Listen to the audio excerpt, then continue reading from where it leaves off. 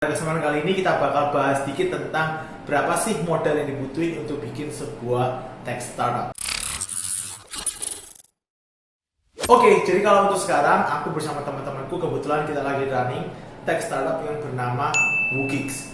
Dan baru saja atau just recently kita baru saja keluarin produk baru yang namanya adalah Luya. Jadi kalau misalnya tanya produk dari startup company-ku, kita ada dua produk. Yang pertama adalah Woogigs, yang kedua adalah Luyal. Nah, bedanya apa kalau misalkan Woogigs dengan Luyal? Kalau misalkan Woogigs itu kita bikin lebih ke arah aplikasi kasir, jadi lebih ke arah point of sale, jadi modul-modulnya lebih ke arah transaksi, habis itu kayak inventory, lebih ke arah kayak keuangan, kayak shift management, employee management, dan kawan-kawan. Nah, kalau misalkan yang Luyal itu bicara tentang lebih ke arah aplikasi pelanggan. Ya, apa yang kita maksud dengan aplikasi pelanggan? Aplikasi pelanggan yang kita maksud adalah kita lebih fokus terhadap modul-modul yang bicara tentang CRM atau Customer Relationship Management.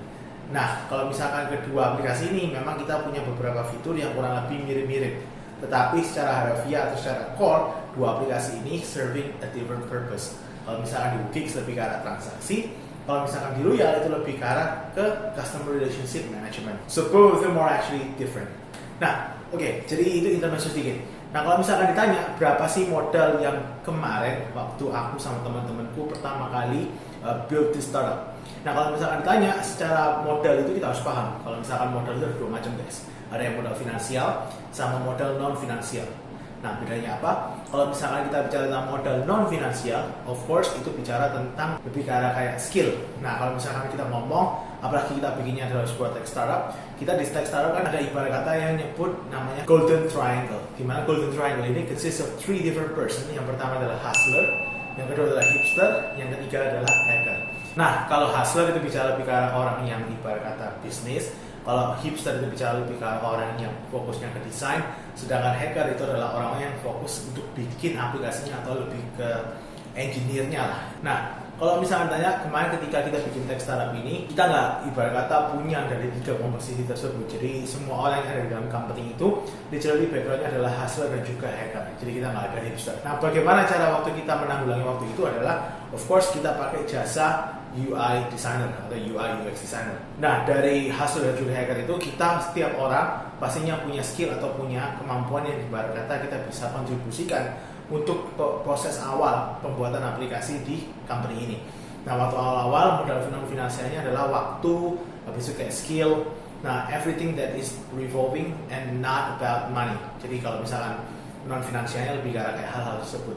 Nah, kalau misalkan tanya modal finansialnya, honestly speaking guys, itu nggak terlalu besar. Jadi kalau misalkan zaman sekarang, aku lebih percaya bahwa untuk memulai sebuah bisnis itu sebenarnya nggak perlu modal yang besar-besar amat. Modal itu ibarat kata dibutuhin ketika kita sudah dalam taraf scaling up. Atau ibarat kata kita udah nemu formula bagaimana kita bisa grow kita punya company ke specific size. Nah, di sana baru modal itu play a big role. Tapi kalau misalkan ditanya hanya untuk melahirkan sebuah startup atau membuat sebuah program tahap awal atau versi dummy atau versi betanya, honestly speaking, modal finansial itu bukan yang utama. Lebih ke arah modal non finansial itu yang mengambil porsi paling banyak. Di mana waktu, komitmen, dedikasi, dan juga skill itu adalah komposisi yang paling penting guna meyakinkan bahwa produk yang kita lagi memang rancang bersama teman-teman itu bisa launching sesuai dengan jadwal dan juga punya fitur-fitur yang bagus dan juga bebas dari bug, karena hal tersebut gak ada hubungannya sama finansial, apalagi kalau misalkan kebetulan founding team kalian memang punya unsur-unsur dari golden triangle tersebut. Nah, memang kalau misalkan dari segi company-ku kemarin golden triangle itu nggak kepenuhi, dimana kalau misalkan kita bicara desain, nggak ada salah satu dari kita yang punya background desain, jadi benar-benar kita murni buta desain gitu ya. Tapi kita tahu bagaimana sebuah aplikasi itu harusnya berbentuk. Jadi memang kita semua itu dulu konsumen dari aplikasi-aplikasi dan kita memang get exposed every single day dari apps-apps yang ada, kayak misalkan Gojek, Grab, dan juga every marketplace out there.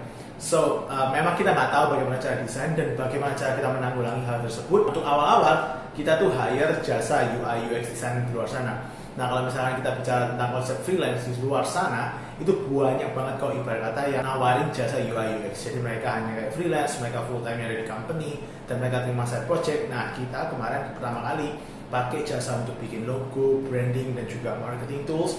Itu kita semua pakai UI UX designer. Dan secara biaya investasi kemarin nggak terlalu mahal banget sih, jadi masih quite affordable untuk tahap-tahap awal. Nah, bisa dibilang bahwa secara modal finansial kemarin kita hanya spending below 50 million. Honestly speaking, untuk tahap awal ya, kita nggak bilang tentang capital yang kita raise setelah kita udah dalam scaling up. Kalau misalkan ditanya di startup yang aku sama teman-temanku, kita udah ada beberapa kali capital raise yang dimana dari kita sendiri. Karena untuk sekarang Wookiks dan juga Loyal itu masih dalam taraf bootstrap atau dengan taraf modal sendiri, masih belum ada dana dari luar atau masih belum ada dana dari investor. So, nah kalau misalkan tanya jumlahnya nanti di below 50 million itu, di bawah 50 juta itu rinciannya gimana? Itu literally hanya ada beberapa komponen. Aku bakal kasih list di sini, kurang lebih komponennya apa aja yang kemarin tahap awal. Nah kalau misalkan dibilang, memang komposisi dari founding team yang kita temuin di awal itu memainkan peran yang sangat penting, di mana kita bisa alokasikan budget kita.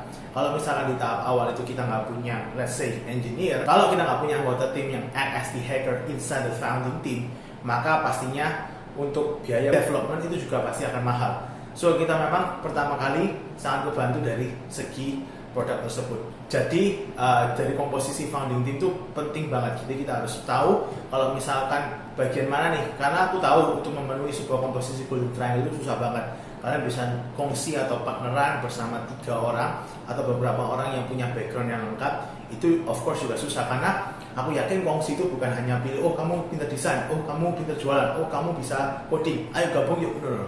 It's not like that. Lebih ke arah kayak kalian cocokin dulu kan, kayak ibarat kalian pacaran, kalian lihat dulu karakternya gimana, kalian lihat dulu visi dia ke depan gimana, kalian lihat dulu juga pandangan dia ke depan dan juga mimpi-mimpi dia apakah selaras. Karena yang paling penting adalah pilih partner yang tepat. Jadi kalau misalkan salah pilih partner, berabe guys, atau ribet masanya di belakang. Jadi kalau misalkan tanya berapa besar modalnya, seperti tadi rincian yang udah aku share, itu nggak terlalu besar untuk secara modal finansial. Tapi pesanku adalah lebih ke arah bagaimana kalian bisa membuat produk itu bisa market fit dan juga untuk bisa di launching ke market dan in the end bisa scale up, mau itu dengan modal sendiri atau dengan modal investor. Karena saya percaya bisnis startup itu bukan tentang hanya kayak jual bisnis dan jual valuasi, tetapi in the end semua bisnis juga tetap harus bisa punya kemampuan untuk mendapatkan profit atau bisa menghasilkan untung lah, paling nggak untuk perusahaan tersebut. Jadi kalau misalkan perusahaan hanya bisa bakar-bakar uang, ya nggak ada yang salah. Tetapi aku percaya di luar sana meskipun banyak company yang lagi bakar-bakar uang, mereka sendiri juga punya plan kok, dimana saat mereka bisa BEP atau bahkan take profit juga. So kalau misalkan kalian punya pikiran untuk bikin startup, nggak ada yang salah. Mulailah dari set the team first. Karena apa? Komposisi tim di saat awal-awal itu sangat penting. Itu bakal impact juga ke budget kalian dan juga seberapa cepat speed kalian untuk deliver product to the market. So hanya itu sih yang aku bisa share dari pengalaman 2 tahun. Jadi kalau misalkan ada yang salah, ada yang kurang, bisa dikoreksi, ada di komen box bawah. Dan mungkin ke depan aku bakal lebih share lebih dalam lagi. Kalau di video kali ini kan aku lebih bahas kayak mahal nggak sih bikin sebuah startup? Sebenarnya nggak mahal, tergantung dari kita niatnya gimana. Jadi kalau misalkan kalian suka dengan video macam-macam ini, kalian bisa like video ini dan juga share ke teman-teman kalian yang mungkin mau bikin tech startup di luar sana. Dan kalau misalkan ada topik atau masukan ide tentang pertanyaan-pertanyaan apa yang harus aku jawab, kalian juga bisa kirim aku DM di IG @KevinGoli, atau kalian juga bisa leave the comment in the comment box below. And I see you all guys in the next video. Peace out.